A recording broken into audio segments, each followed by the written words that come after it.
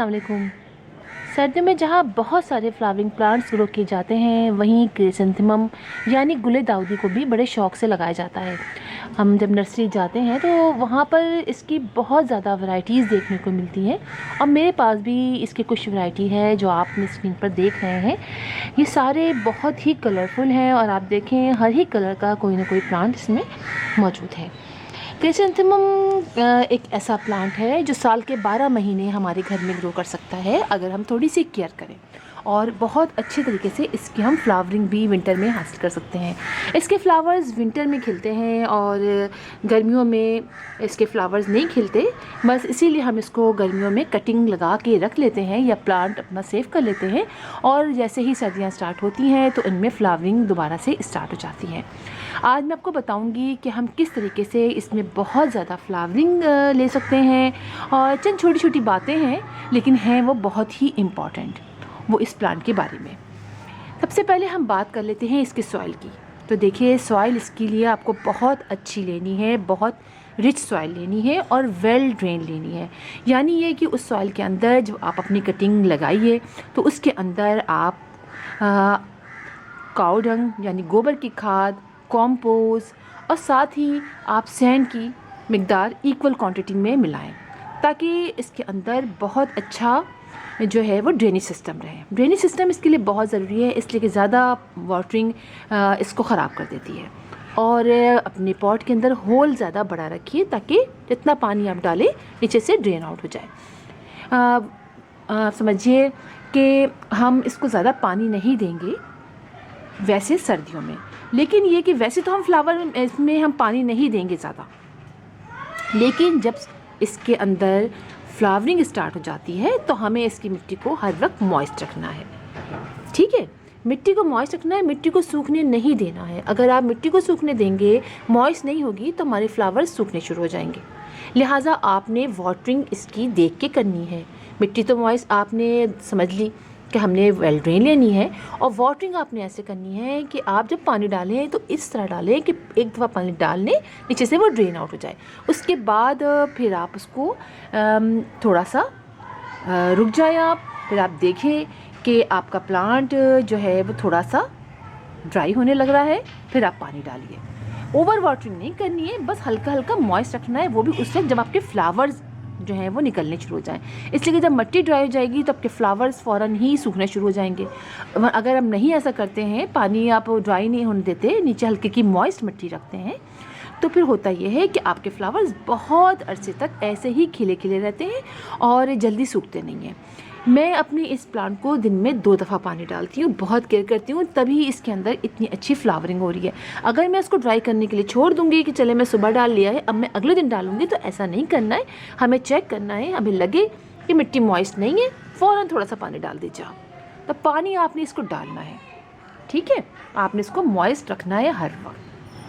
अच्छा, अब आप बात कर लें इसको सनलाइट की, तो इसको बहुत ज़्यादा सनलाइट की ज़रूरत होती है। 4 से 5 घंटे की सनलाइट जब हम इसको देते हैं तो इसकी फ्लावरिंग बहुत अच्छी होती है, और इसके जो ये देखिए आप, ये है ना ब्रांचेस, ये सीधी सीधी खड़ी रहती हैं। अगर आप पानी इसको शेडी प्लेस में रखते हैं, आधा 1 घंटे की सनलाइट इसको मिलेगी, तो ये इस तरह से हेल्दी नहीं होंगे और उनकी फ्लावरिंग ज़्यादा नहीं होगी। तो इसको बहुत ज़्यादा फ्लावरिंग की करने के लिए, लाने के लिए आपको इसको ज़्यादा से ज़्यादा सनलाइट में रखना है।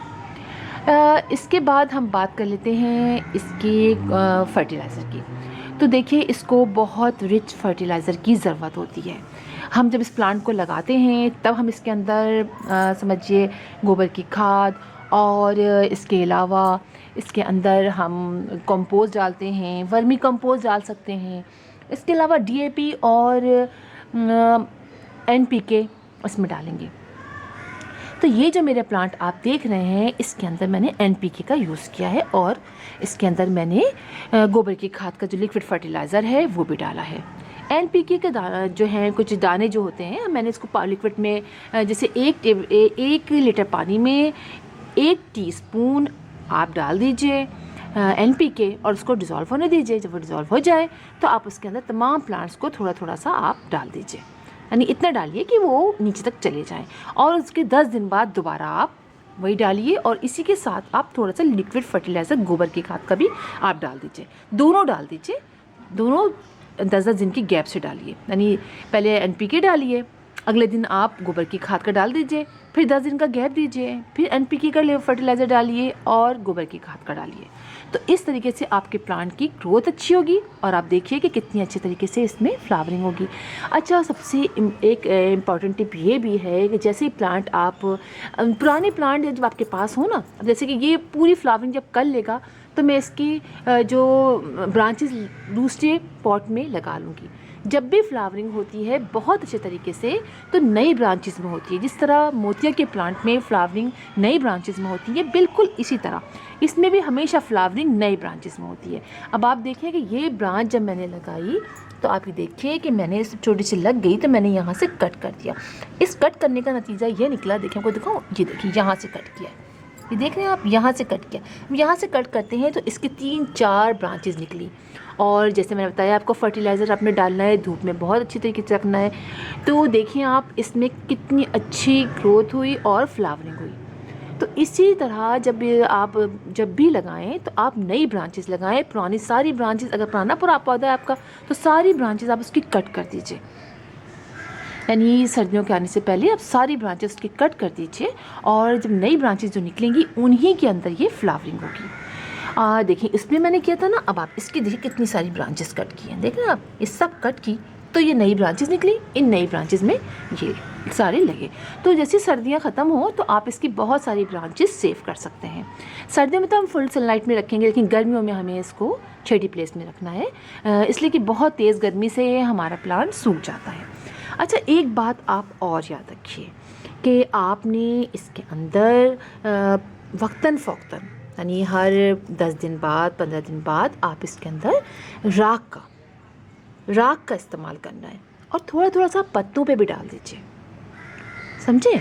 तो उससे ये होता है, जो राख होती है ये कीड़े से बचाती है और हमारे इसके अंदर जो है वो फंगस से बच जाता है हमारा प्लांट। तो आप थोड़ी थोड़ी सी 1 टेबल स्पून 2 टेबल स्पून लेके सब 10 दिन बाद 1 टेबल स्पून, चलिए 1 टेबल स्पून आप हर अपने प्लांट के अंदर डाल दीजिए। उससे ये होगा कि आपका प्लांट फंगस नहीं लगेगी। और थोड़ा थोड़ा पत्तों पे भी डाल दीजिए। और हाँ, जब पानी डालिए तो आप अपने फ्लावर्स पे पानी मत डालिए, फ्लावर्स फिर ख़राब हो जाते हैं, इनमें समझिए इसमें फंगस लगना शुरू हो जाता है। आप यानी हल्का सा ऐसे स्प्रे कीजिए तो लीव आपके धुल जाए, फ्लावर्स पे आपको नहीं डालना है। और ये बात भी हो गई। अब हम बात कर लेते हैं एक और बहुत इम्पॉर्टेंट टिप जो मैं आपको बताऊं कि जैसे ही कोई आपका फ्लावर सूखने लगे आपने फ़ौरन उसको कट कर देना है। आपने वेट नहीं करना है। आपको लगे कि ये हल्का सा हो गया ना, पुराना हो गया, अभी तो मेरे सारे ही नए हैं, एक था वो मैंने निकाल दिया। तो जितने भी हैं, जैसे कि कोई भी फ्लावर आपका सूख रहा है ना, आपने फ़ौरन यहाँ नीचे से उसको कट कर देना है। जितनी तेज़ी से आप कट करते जाएंगे उतनी ही तेज़ी से इसके अंदर नई से नई ब्रांचेस निकलेंगी और उनमें फ्लावरिंग होगी। अगर हम छोड़ देते हैं तो फिर हमारा जो है ना प्लांट में सूखे, यानी सब्जी सूखना शुरू हो गया। हमने कहा नहीं, अभी तो बहुत अच्छा लग रहा है, अभी तो बाकी है, अभी तो बहुत खूबसूरत लग रहा है, लेकिन ज़्यादा मत सूखने दें कि बिल्कुल सूख गया, फिर ब्रांचेस भी यहाँ से इसकी चीज़ सूख जाती है। नहीं, थोड़ा सूखे आप उसको यहाँ से कट कर दीजिए, आप देखेंगे कि दूसरी 2-3 ब्रांचेस निकल आएंगी। तो ये बहुत अच्छा तरीका होता है अपने प्लांट्स में मज़ीद फ्लावरिंग करने के लिए, ठीक है। और जब आप राख ऊपर डाल देते हैं तो समझिए कि कीड़े बहुत कम फिर इसके अंदर अटैक करते हैं। और अगर आपको लगे कि कीड़े वगैरह है तो आप होममेड जो हम बनाते हैं आप उसका नीम ऑयल का स्प्रे कर सकते हैं। फ्लावर्स पे मत कीजिएगा, नीचे की साइड आप कर सकते हैं, लेकिन अगर आप राख डालते रहते हैं तो आप समझिए उससे भी कीड़े नहीं लगते हैं। और इसके बाद ये कि आपने इसको, ये भी हो गया कि आपने इसको शेडी प्लेस में नहीं रखना है, धूप में रखना है आपने बहुत ज़्यादा देर के लिए। तो बस ये सारी बातें हैं जो अगर आप इसको करेंगे तो आपका प्लांट बहुत अच्छी तरीके से ग्रो करेगा। पिंचिंग करते रहिए, पिंचिंग आप ज़रूर कीजिए, पिंचिंग आपने ज़रूर करनी है। जैसे कोई लगे आपको कि ये ब्रांच ज़्यादा ऐसी हो रही है आप उसको पिंच कर दें। अगर आप इसको धूप में नहीं रखते ना तो ये लेगी इसकी ब्रांचेस हो जाती हैं। मेरे कुछ प्लांट्स की पिछले साल लेगी सी ब्रांचेस हो गई थी, लेकिन इस साल नहीं हुई है। इसकी वजह सिर्फ यही है कि मैंने इसको बहुत ज़्यादा देर के लिए डायरेक्ट सनलाइट में रखा है। तो फिर इंशाल्लाह आपसे मुलाकात होगी किसी और वीडियो में। कोई प्रॉब्लम आपको किसी के बारे में है, कुछ पूछना है तो आप मुझसे बिल्कुल पूछ सकते हैं। तो इंशाल्लाह फिर मुलाकात होगी अगली वीडियो में। तब तक के लिए अल्लाह हाफिज़।